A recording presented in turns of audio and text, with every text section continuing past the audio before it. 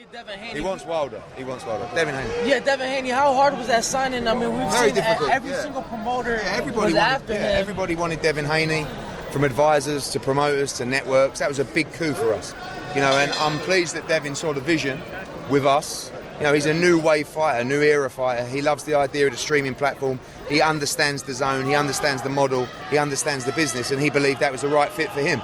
So that was a big win for us. Obviously, he's headlined on Showtime for most of his career.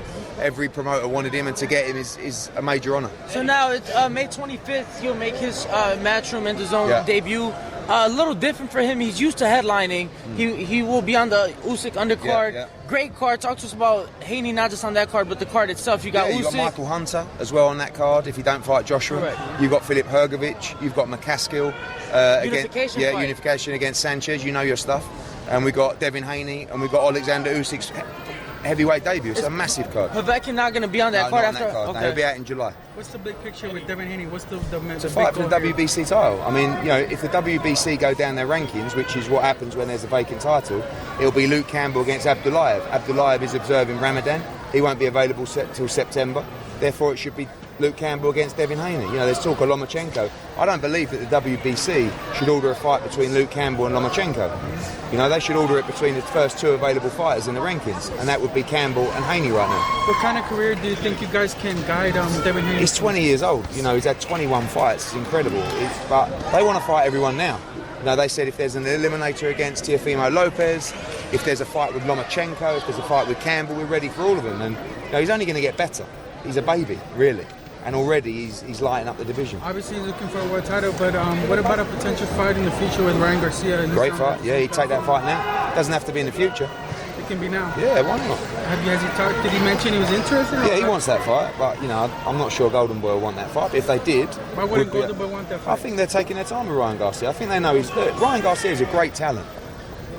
He's got a lot to learn. So is Devin, but I think Devin would roll the dice in that fight now. I'm not sure Golden Boy would. If they want to, we'd absolutely love to. Do you think Devin is going to be able to continue to headline his own events? How he's been able to? He's been headlining showbox events, so at certain levels. When he's on the card with someone like Alexander Usyk, but the plan is if he fights for a vacant world title, he'd be headlining. You know, and if he wins a world title, he'll definitely be headlining. So that's the plan for him to headline events. But obviously, when you're on a huge card, sometimes you might have to go co-main. With him being so young, do you think that there's a rush? Because I mean, no rush, he's rushing. already 7. They want it now. He's already number 7 in the WBC rankings. He's 4 in the WBC. I'm sorry. Yeah. He could be fighting for that title next. Yeah. What's the plan with his career at only 20 years old? They want to go for it now. They want to go for it now. You know, Bill Haney knows what he's doing. He knows Devin inside out. They're ready. They said they'll fight absolutely anyone now. What do you think convinced him to come with his own Matchroom? What was the one thing that he said that I'm very handsome? And we got on well, you know. And I like Bill. I like what they've done. And what I like about it is, I'm not a massive on fighters having their own promotional company and stuff like that. But I think he realised that he needs a partner, you know, and he's taken it to a certain level. Devin Haney Promotion still exists. We're working alongside each other, but I think he's acknowledged he needs some firepower and he needs some machinery, and we're going to be pushing Devin Haney's profile and trying to make him a star. Because you're getting a replacement fighter for June 1st, you think it's going to sell out still June 1st?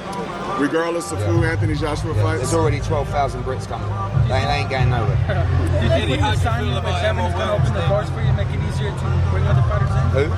Devin Haney. 100%. He breaks down the door, you know, of fighters that have been on Showtime or chased by the PBC to say, it's okay. You know, there's light at the end of the tunnel. We're here for you. Yeah, because if you saw Errol Spence's recent tweet, he said that it's me and now Heyman. Forget what everybody else is saying, that I need a new promoter or whatever. Like, where do you stand on that in terms of like Errol Spence? Errol Spence is going to do what Errol Spence is going to do. I'm sure he got paid very well for the last fight. Disappointing, to be honest with you.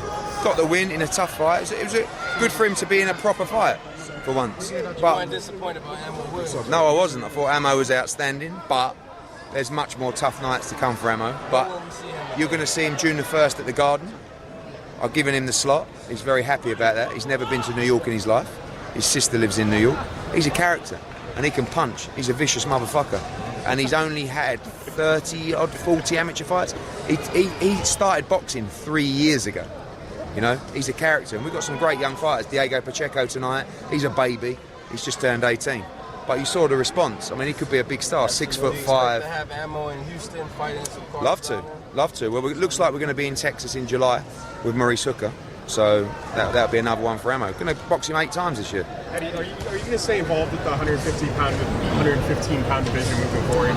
Obviously, the top guys are a lot cheaper than some of the bigger weight classes you deal with, and they always put on tough fights. So I'm just curious. Yeah, I mean, look, I think it's wonderful that those divisions are getting the exposure that they're getting the money they're getting. Like tonight, you'd watch that 100 times, that fight, you know, and you could run it back and run it back and run it back. I don't think there are many high-profile fights like Rungvisai against Estrada in that division, but we have Kalyafai, WBA world champion as well. That's a unification fight, you know. But I would like to see that one again, maybe even in Mexico this time. How easy was it to make the first time? Paid them a lot of money, you know, especially for super flyweights. But it was a mandated fight, so you know, whilst I'd like to take all the credit, it was a bit easier because it was mandated by the WBC. Besides Joshua Wilder, what's the next biggest fight that you want to make? Tevin Farmer against Gervonta Davis. The Danny Jacobs Triple G rematch when he wins next week.